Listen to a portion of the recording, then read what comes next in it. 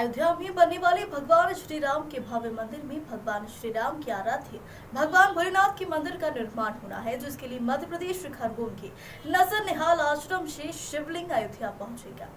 मध्य प्रदेश खरगोन ओमकारेश्वर हिंदुओं के आराध्य भगवान श्री राम के भव्य मंदिर का अयोध्या में निर्माण कार्य जोरों पर चल रहा है। अयोध्या श्री राम मंदिर के परिसर में श्री राम के आराध्य भगवान भोलेनाथ का मंदिर भी बनना है, जिसके लिए मध्य प्रदेश खरगोन के सनावद और ओमकारेश्वर आश्रम से शिवलिंग अयोध्या पहुंचेगा। सनावद और ओमकारेश्वर के महामंडलेश्वर श्री 1008 बाबूजी नजर निहाल आश्रम के संत ने कहा है कि अयोध्या राम मंदिर के निर्माण के दौरान भगवान भोलेनाथ की स्थापना भी वहां होना है, जिसके लिए भगवान भोलेनाथ का शिवलिंग खरगोन ओमकारेश्वर की महामंडलेश्वर नजर निहाल आश्रम से भेजा जा रहा है। यहाँ शिवलिंग ओमकारेश्वर के नरसिंह कुंड से प्रकट हुआ था, जिसका आज विधि विधान से पूजन अभिषेक कर इसे अयोध्या भेजा जाएगा,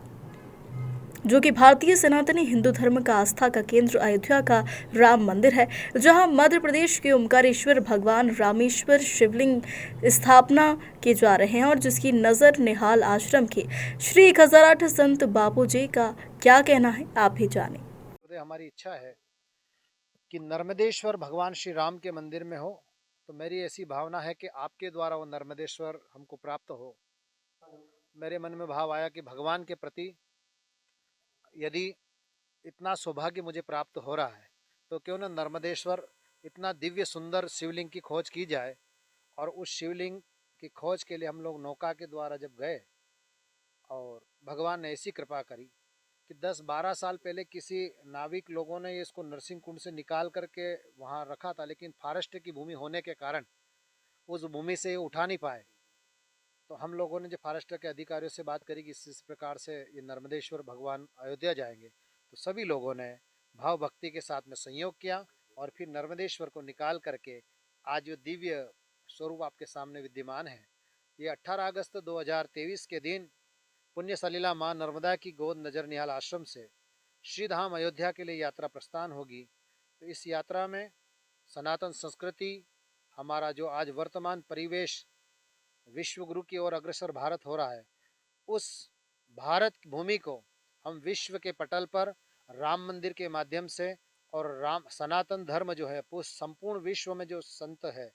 हमारा ऋषि प्रधान देश है और कृषि प्रधान है, तो यहाँ कृषि और ऋषि दोनों प्रधान है। जब भगवती पुण्य सलीला नर्मदा जी की गोद में द्रविड़ संस्कृति और आर्य संस्कृति, नर्मदा जी के उत्तर भाग में जो है आर्य संस्कृति है, जो अयोध्या आदि जो है सब आर्य है, भगवान श्री राम को आर्य कहा जाता था। और नर्मदा जी से दक्षिण भाग में जो है वो जो है द्रविड़ संस्कृति कहलाती है। तो अपितु ये दोनों संस्कृति को जोड़ने का कार्य करेगी, क्योंकि नर्मदा जी के दक्षिण तट से शिवलिंग अयोध्या जाएगा, तो यहाँ आर्य संस्कृति और द्रविड़ संस्कृति दोनों को मिलकर के इस भारत को अखंड, जैसे भगवान शंकराचार्य ने 4 दिशा में 4 मठ बना करके अखंड भारत की कल्पना करी थी, ऐसे हमारे भारत के समस्त संतों ने मिलकर के एक भाव किया है। ये मैं अकेला नहीं, सब संतों का आशीर्वाद है कि उनकी कृपा से ये सौभाग्य नजर निहाल आश्रम को मिला है और उस यात्रा में सभी संत लोग साथ में रहेंगे। अतः ज़्यादा से ज़्यादा भारत भूमि के इस पटल मध्य प्रदेश हाड़ से शिवलिंग निकल के ओमकारेश्वर की ओमकारम बिंदु संयुक्तम नित्यम ध्यायन्ति योगिनाम कामदम मोक्षदम चैव श्री ओमकाराय नमो नमः। ये ओमकार पर्वत है, यहाँ 3 पुरी है, ब्रह्मपुरी, शिवपुरी और विष्णुपुरी। इन तीनों पुरी का ये क्षेत्र है ओमकार क्षेत्र। और ओमकार क्षेत्र से ऐसे में यदि मध्य प्रदेश की पावन भूमि से सरयू माँ के किनारे आंचल में बसे हुए अवध धाम में ये भगवान रामेश्वर के नाम से स्थापित होंगे, हम मध्य प्रदेश के सभी लोगों के लिए देखिए ये तो अद्भुत शिवलिंग है। इसमें भगवान शंकर जो है नर्मदा का हर कंकर शंकर है। इस यात्रा को हमने ये भाव बनाया है कि जिस प्रकार से भगवान शालिग्राम नेपाल से अवध धाम में आते हैं और भव्य यात्रा के साथ आए हैं, ऐसी हमारे मन में भाव आए कि क्यों न जन जन तक ये संदेश पहुँचे कि जैसे